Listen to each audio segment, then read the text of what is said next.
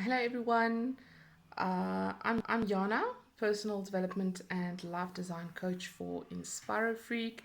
And today I want to chat to you about becoming who you actually are. So, let me create a scenario for you. You are attending your own funeral. I know it sounds gloomy, but stay with me here. Someone is reading your obituary. What flashes through your mind? Stephen Covey says we should begin with the end in mind. So if the end is our funeral, start planning and stop being on autopilot. Conceive a legitimate purpose and set out to accomplish it. Everybody has the capacity for genius. Find your inner Einstein or Mozart. Get passionate. Stop visualizing worst case scenarios and start dreaming about the exciting stuff. According to Steve Chandler, there are a few things we can do to motivate ourselves.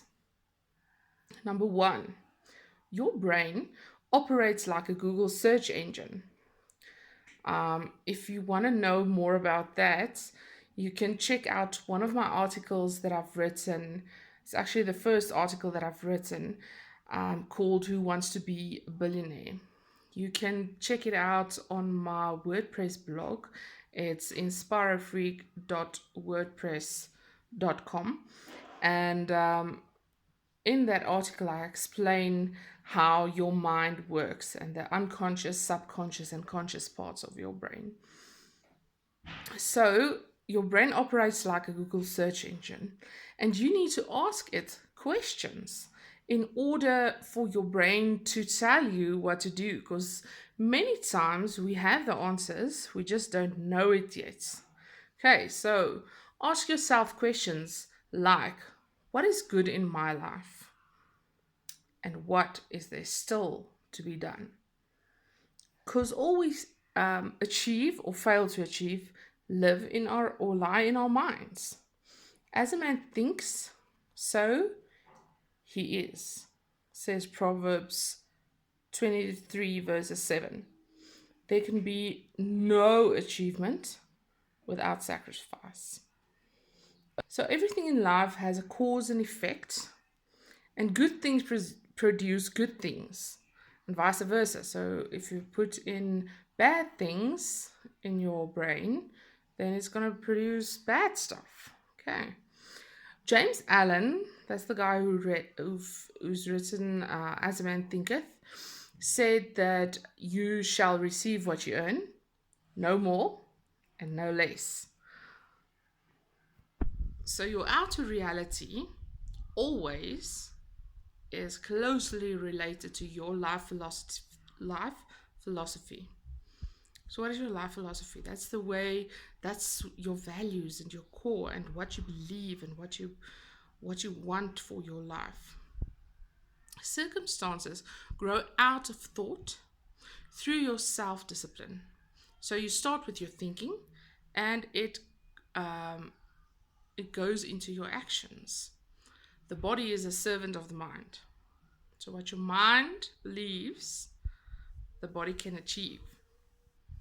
If you dream of living or doing things you like, say you like watching Keeping Up with the Kardashians, do you actually want to keep watching that television show, or do you want that life for yourself? Say you like Forged in Fire, like my husband. It doesn't help just watching the program. Get out there, start making knives. By the way, my husband is a knife smith, so he's actually following the principle of doing and not just watching other people do what they dream of. He's actually very much so doing. And he's now, I think it's his third year of making knives, and he's actually starting to get very, very good at it. But back on topic, um, watching people, let's say you watch The Biggest Loser, or Fat to Fit to Fat. Is it Fit to Fat to Fit, whatever, yeah. Let's say you watch that and you admire the people actually accomplishing all of that. You need to go and tell yourself that you can do it too. Don't just watch it, go and do something. Watching people lose weight won't make you thin. Watching women hustle on TV won't make you successful. Do you want to experience nature through the television screen? Or do you want to actually see it for yourself? Take action. Stop saying, I don't have the willpower, because that's the excuse a lot of us makes, and I'm included in that. I tell a lot of people, I just don't have the self-discipline. That's why I am where I'm at. And it's actually just a lie. If you didn't have willpower, you wouldn't have gotten out of bed or fed yourself. So willpower is a muscle and you have to train it. Stop making decisions based on your past failures, because you are not your past. You are whatever you decide to be. So start fresh, as if it's the first sun. Stop making excuses. Why do we keep doing something even though we know it holds us back? Like losing weight. Why do we keep overeating even though we know that it holds us back? You do it because it is comfortable. And it has been programmed in your subconscious mind to keep making that same mistakes. So you have to train the quit out of you. You have to actually go and make those mistakes and do better each and every time. And every time you make the mistake, don't tell yourself, I'm just a failure. Don't tell yourself that. Tell yourself, failure is only when I fail and I don't learn anything from it. So every time you fail, make a point out of actually learning what happened and why you failed. Like, for instance, what I've done the past 2 weeks, I've set myself a nutritional goal, and every time I didn't make it, I asked myself, what happened? Why didn't you make it? What was your thoughts? And what was your feelings? And what would you rather be feeling? And make different thought patterns to start changing the behavior. So I don't see it as a failure when I fall. I only see it as an opportunity to learn. And that's why keeping a journal is so very important, because I use my journal for a lot of stuff like that. Soul searching. Why do we keep doing something even though we know it holds us back? Okay, we did that before. Sorry, I'm reading from my computer screen.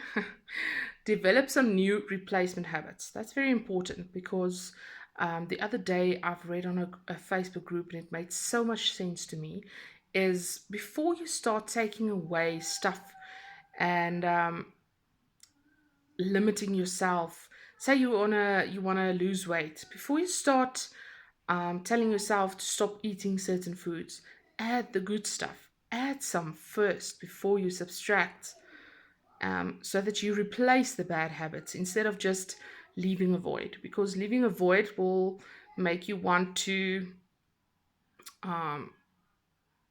step over the line. Say you want to quit smoking. Start putting stuff in place that helps you cope with stress. Do a 10-minute meditation with earphones at work or wherever you are every time you want to go smoking, and start putting that in place, and then quit. So get your coping mechanism, get your tools ready first before you start. Get some coaching, not only because a coach is a better player. Like I said when I started, I am not an expert in this field. I am just someone learning how to be better, and I'm trying to help other people get better just as I am, because I know that I am growing And as I grow, I want to help other people. So get yourself a coach. A coach can look at your life from an objective perspective, because you always see the glass half full or you just see part of the picture, while someone else can zoom out a little bit and see patterns and stuff you do. So let them tell you what they see. And many times it doesn't even cost money to get a mentor. You can even ask someone that you admire to give you some pointers. Making a list of strengths and weaknesses in your journal. That's very important. You need to know yourself. And knowing yourself comes from asking yourself lots of questions. Who am I? What am I good at? What am I not so good at? What do I want to improve on? Make sure you can use your weaknesses to your best ability to create a competitive advantage. Like, for instance, I have ADHD, but I don't see it as a weakness. I see it as a superpower, because having ADHD, it makes me um, it makes me have a million lists. If I can show you my desk at this moment, you'll have a scare, because it's full of papers and full of lists, and it's kind of organized. It's an organized chaos, because I know exactly what's going on in here. Some people might just think I'm crazy, but I know what's going on here, and I've got a system, and that's my superpower. I'm an excellent planner. I'm an excellent list keeper. So I won't forget things just because I actually schedule them, and that's why I say ADHD is actually my superpower. So yeah, build on your weaknesses and use it as a competitive advantage for yourself. Be a finisher. Fatigue comes from not finishing. If you're tired of starting over, stop giving up. Be a finisher. If you decide you're going to run a 5K, stop quitting. Stop telling yourself that when you've missed one or two park runs, listen, now I'm a failure and I might as well just stop trying because I'm never going to get it. No, it's a muscle. Remember, you got to keep practicing and practicing until you cannot fail. Okay.